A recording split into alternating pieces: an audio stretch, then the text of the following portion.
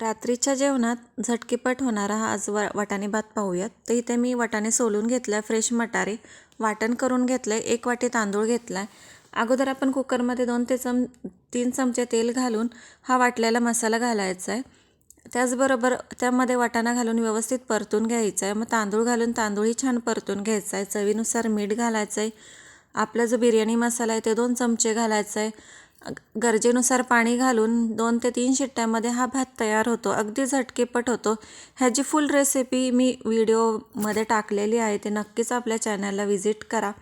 आणि तुम्हाला जर ही साध्या सोप्या वाटाणा भाताची रेसिपी आवडली असेल तर चॅनलला लाईक, शेअर आणि सबस्क्राईब करा. तर मस्त असा गरम गरम भात रात्रीच्या जेवणात तयार आहे.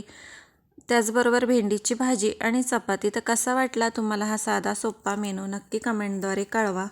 रेसिपी आवडली असेल तर चॅनलला लाईक, शेअर आणि सबस्क्राईब करा. धन्यवाद.